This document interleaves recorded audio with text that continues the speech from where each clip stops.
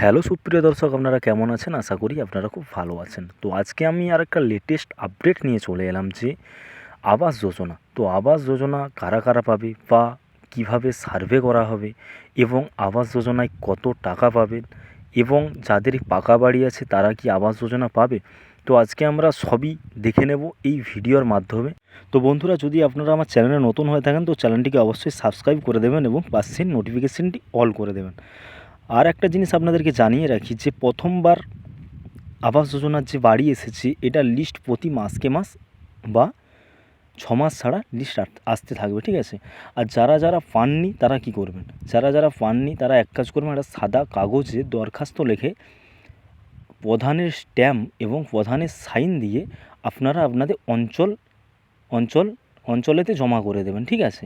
তো জমা করে দেওয়ার পরে আপনাদের ওই কাগজ ব্লককে চলে যাবে। তো ব্লক থেকে আপনারা মোটামুটি আপনাদের নামে বাড়ি চলে আসবে, ঠিক আছে? তো মমতা বন্দ্যোপাধ্যায় এই জানিয়েছেন এবং সকলেই ফাঁকা বাড়ি পাবেন। তো এটা আপনারা করে রাখবেন এবং আমরা এখন দেখে নেব আমাদের লিস্ট।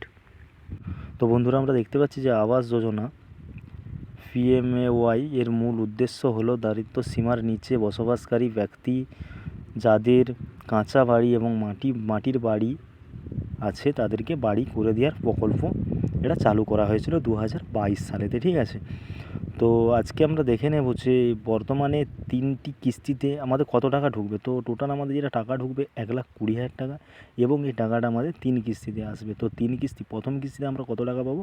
প্রথম কিস্তিতে আমরা টাকা পাবো 45,000 টাকা এবং দ্বিতীয় কিস্তিতে টাকা পাবো আমরা আবার 45,000 টাকা এবং 3 নম্বর কিস্তিতে আমরা যেটা পাবো 30,000 টাকা, ঠিক আছে?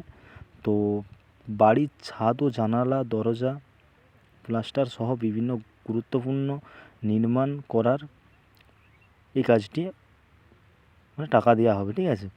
25 বর্গমিটার বা 270 ফুটের বাড়িটি হবে। প্রতিটি কিস্তি অর্থাৎ উপভোগ নির্দিষ্ট ব্যাঙ্ক অ্যাকাউন্টে আপনাদের টাকা ঢুকবে।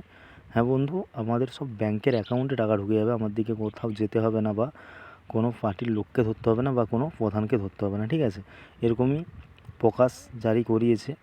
পঞ্চায়েতের অধিকার প্রয়োজন ব্যবস্থা গ্রহণ করে থাকলেন বাড়ি নির্মাণ কাজ শেষ হওয়ার পরে উপভোগ নাম ও আর্থিক ব্যবস্থা উল্লেখ এবং প্রকল্পটির নাম বাড়ির দেওয়ালে আপনাদের লেখা হবে, যেটা আবাস যোজনার বাড়ি, ঠিক আছে?